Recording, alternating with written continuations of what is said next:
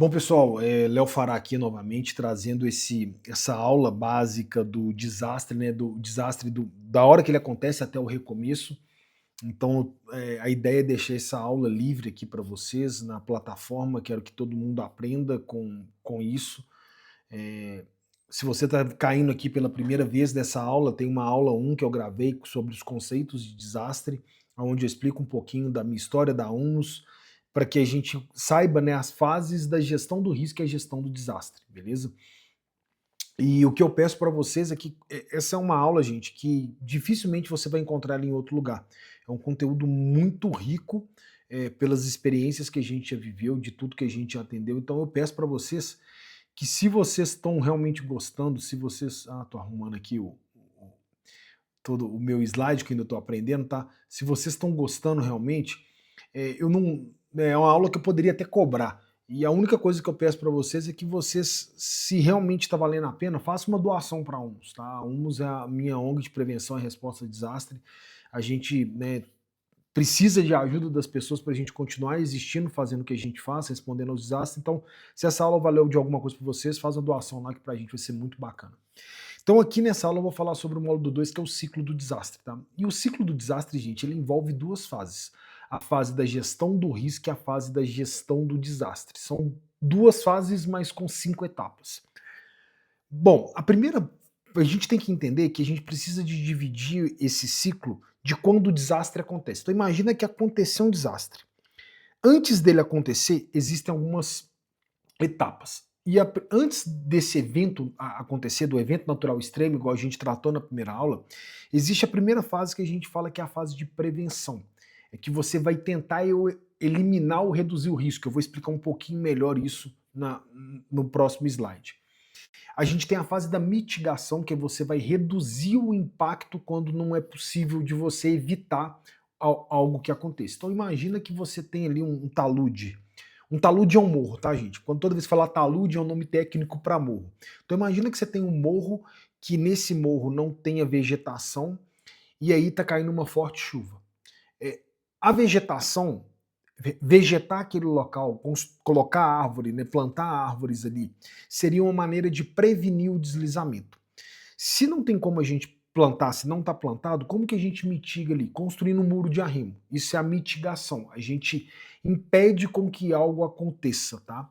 E você tem a fase da preparação, que é preparar as pessoas para saber responder a um evento que pode vir a acontecer. Então essas três fases a gente fala que é a gestão do risco, é antes do desastre acontecer. Então antes que ele aconteça, a gente tem que prevenir, mitigar e preparar, tá? Depois que o desastre acontece, a gente fala que é a gestão do desastre. Eu expliquei lá na primeira aula, né, a diferença de emergência, desastre e catástrofe. Então, se você não viu a primeira aula, tá lá. E eu falei que não tem como a gente gerenciar uma catástrofe, mas tem como a gente gerenciar o desastre. E a gente tem primeiro a fase de resposta, que na hora que acontece o desastre é a fase de resposta. E essa fase de resposta, gente, é uma fase onde as pessoas ali, elas vão, a prioridade é salvar vidas. É a gente salvar o máximo de pessoas possível. Então a fase da resposta é aquela fase onde os bombeiros, o SAMU, a polícia, a população, ela vai querer salvar vidas. E eu vou trazer alguns dados interessantes para que vocês entendam como que funciona essa resposta. Já a fase da recuperação é uma fase onde a gente vai o quê? Recuperar o que foi destruído.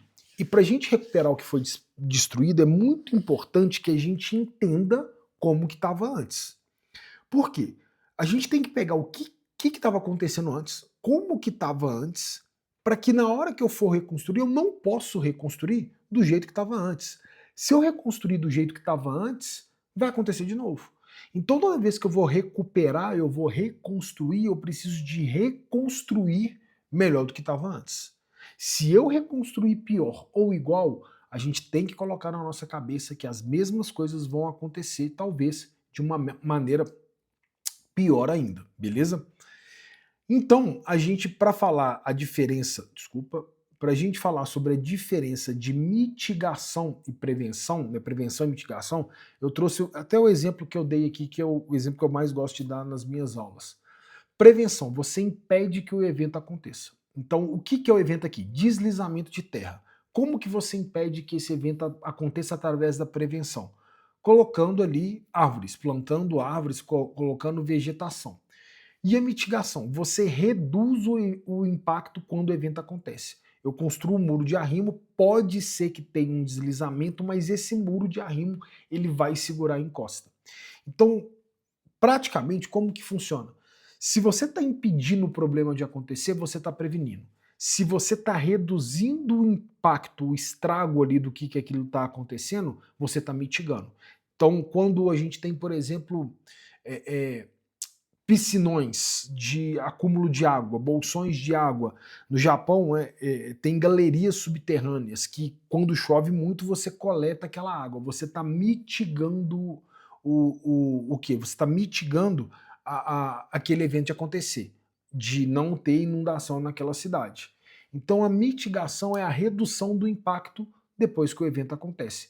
Então é muito importante a gente entender como que a gente trabalha a prevenção. E a prevenção, geralmente as obras de prevenção, elas são, entre aspas, mais em conta, mais baratas do que as obras de mitigação. As obras de mitigação são obras estruturantes que elas geralmente são mais caras, tá?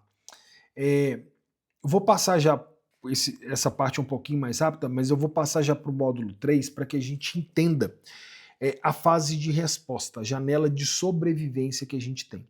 Quando a gente fala que acontece um desastre, a gente, logo de cara, a gente pensa em resgate, em salvar vidas, tá? E essa fase de resgate da resposta, as primeiras 72 horas, elas são essenciais, que são um momento ali que a gente tem mais chance de encontrar pessoas com vida. A título de curiosidade, por exemplo, num terremoto, a gente tem uma janela de sobrevivência maior. Essa janela de sobrevivência é de até 5 dias, a gente encontra uma quantidade de pessoas significativamente com vida. Já num deslizamento de terra, essa janela de sobrevivência ela é muito pouca, ela é muito pequena, ela é ínfima. 90% das pessoas que são acometidas por um soterramento, elas morrem não pelo impacto, mas o que a gente chama de asfixia mecânica. A terra, né, o volume de terra, o rejeito, a água ali junto daquela enxurrada com terra, o peso dela é muito grande, né? Para vocês terem ideia, 1 metro cúbico de terra ele pesa de 1.600 a 2.300 quilos. Então essa quantidade de terra em cima de uma pessoa impede até que ela tenha um movimento respiratório. Não é que essa pessoa ficou sufocada, é que ela não consegue nem movimentar. É tanto peso no tronco dela, né, na parte de cima aqui, que ela não consegue expandir o tórax. Então a maioria das pessoas que morrem num deslizamento de terra, ela morre por conta de asfixia mecânica. Então existe uma janela de sobrevivência muito pequena, até mesmo pelo fato de que quando você está num terremoto, existe um negócio que a gente chama de espaço vital isolado, ou seja, são bolsões de ar que ficam ali no meio e esses bolsões de ar, eles deixam, é uma célula de sobrevivência. As pessoas conseguem sobreviver. Para vocês terem ideia, na estrutura colapsada, no terremoto da Turquia, que a Humus foi, a gente conseguiu resgatar uma criança de 4 anos de idade que ficou 10 dias debaixo dos escombros a menos 12 graus. Então, a possibilidade de acontecer uma coisa dessa num deslizamento de terra, num soterramento, ela é mínima. Se eu não me engano, os relatos de maior tempo de sobrevivência em deslizamento são de 48 horas. Eles não são de tantos dias assim. A gente teve um de 16 horas, se eu não me engano, na região serrana do Rio, quando teve ali em 2011, mas são muito poucos relatos de pessoas que sobrevivem mais de 24 horas num deslizamento de terra, tá? Geralmente, quando sobrevive, é que ainda teve uma pequena célula ali que ela conseguiu sobreviver. Na Turquia, a gente tem casos, se eu não me engano, de 15 dias, eu coloquei aqui 10 dias, que é o que eu presenciei, mas se eu não me engano, tem casos de 15 dias. E no terremoto do Paquistão, em 2005, teve uma pessoa que sobreviveu, se eu não me engano, 65 ou 63 dias, tá? Eu acho que tinha colocado até a fonte aqui embaixo, não tá tão legível, mas tem a fonte, depois eu boto até no descritivo aí. Então tem pessoas que sobrevivem esse tempo todo no terremoto. É lógico, né? Tomando deve ter água, se eu não me engano, esse do Paquistão até é uma mulher que ficou soterrada ao lado de uma geladeira de Coca-Cola. E ela ficou esses dias todos lá até ela conseguir ser resgatada, tá? E na Turquia teve esse caso que a gente presenciou de uma menina que a gente conseguiu salvar com 10 dias que ficou debaixo dos escombros. Então a janela de sobrevivência ela é algo fundamental. Então, nessas 72 primeiras horas de quando acontece um desastre, a maioria das pessoas, a grande maioria, está preocupada em salvar vidas. Então, quando acontece fortes chuvas, um deslizamento, pensa que todo mundo que está envolvido ali no primeiro momento está pensando em resgate, está pensando em resgatar.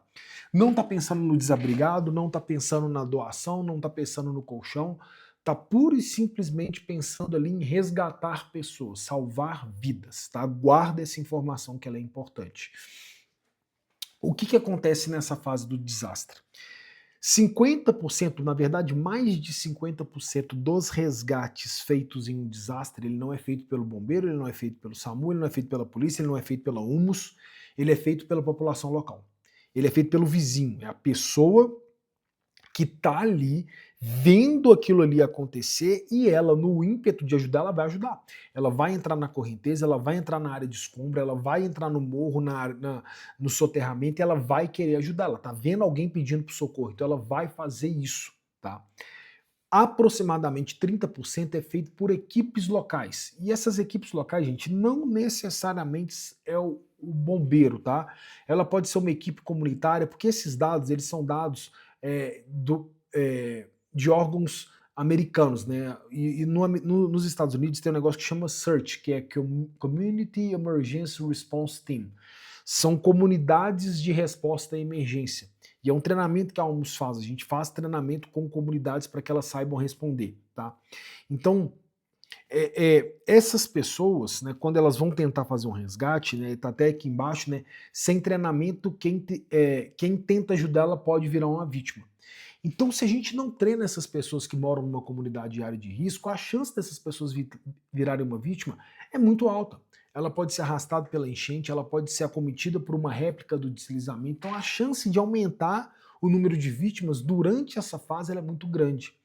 E a gente tem 30% ali que é quando começam os acionamentos. Então, imagina que, ao mesmo tempo, a cidade está inundando, vários pontos de deslizamento, os bombeiros começam a receber um monte de chamado, o SAMU um monte de chamado, a polícia militar.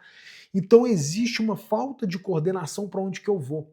E aí, pensa bem, imagina que você tem um bairro ali, um bairro com várias ruas, várias quadras que está inundado.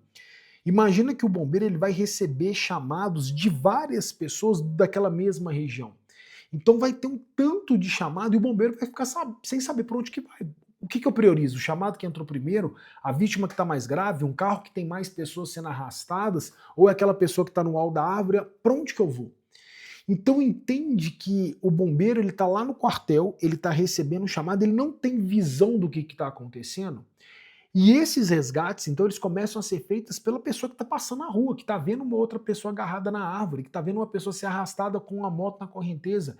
Então, a população local, quem está presenciando aquilo, é que faz esses resgates.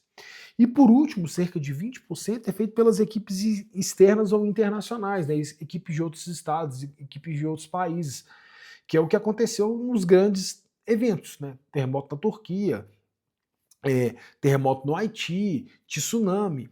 E aí tem um fator interessante, né, que, por exemplo, esse fator de você treinar a comunidade, ele é tão importante que no Japão, quando teve o terremoto do Japão, o tsunami em 2011, se eu não me engano, é, nenhum resgate de pessoa viva foi feito por equipes internacionais, nenhum. Não existe relato de pessoas vivas que foram resgatadas por equipes internacionais.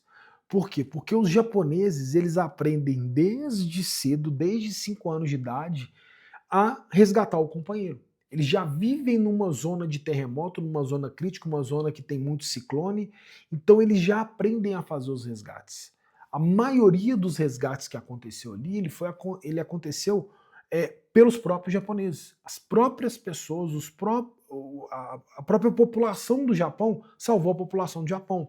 E pensa, igual eu falei na primeira aula, quando a gente tem um evento desse nível, né, o quartel do bombeiro é afetado, o bombeiro perdeu um parente, o policial perdeu um parente, o cara do hospital, o hospital está colapsado, ou foi soterrado, ou está inundado. Então as pessoas ali, elas não dão conta de responder às emergências locais. Então, por isso que é tão importante a gente treinar a população. Eu falei que você guarda essa informação. Quando eu treino a população local, quando eu treino o antes, eu estou fazendo com que aquelas pessoas salvem mais vidas. Eu estou investindo em algo que muitas vezes nem entra na estatística. Porque essas pessoas que salvam outras que estão soterradas, que estão debaixo dos escombros ou que estão sendo arrastadas, não tem um boletim de ocorrência. Não tem um preenchimento de um formulário, né, igual a gente preenche no bombeiro, a gente preenche na UMS que uma vítima foi resgatada. Essa vítima foi resgatada, mas ela nem entra na estatística, porque a população local que está salvando.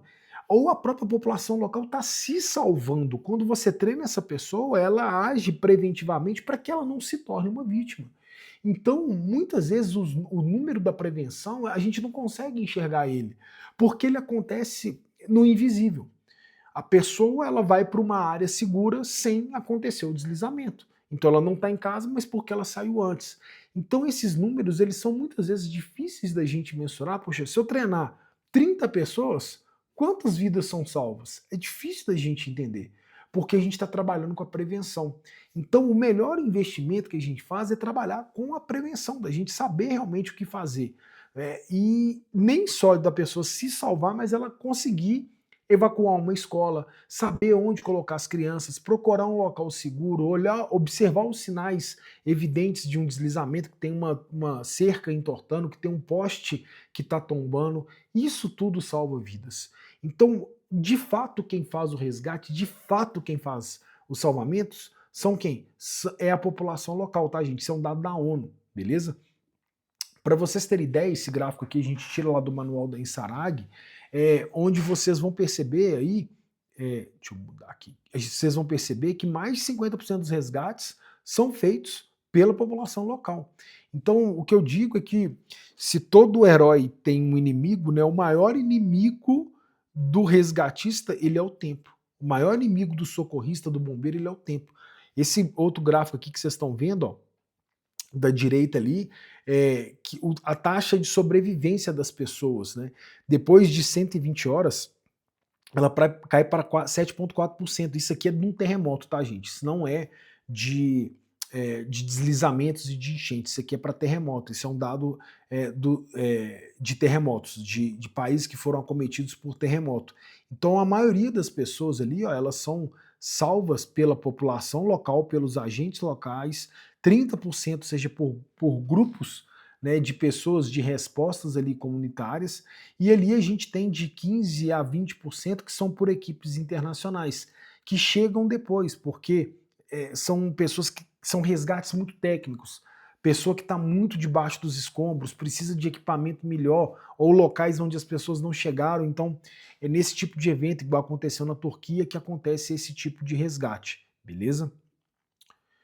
Bom, módulo 4 a gente vai falar sobre a segunda fase. A gente falou aqui muito sobre o que acontece ali na prevenção, a gestão do risco e a gestão do desastre. E eu vou falar um pouquinho nesse módulo 4 depois que aconteceu o resgate, que tiraram as pessoas, começa a fase da ajuda humanitária, do restabelecimento dos serviços essenciais, e os abrigos são um desses serviços, e a gente vai falar um pouquinho sobre abrigos temporários, beleza?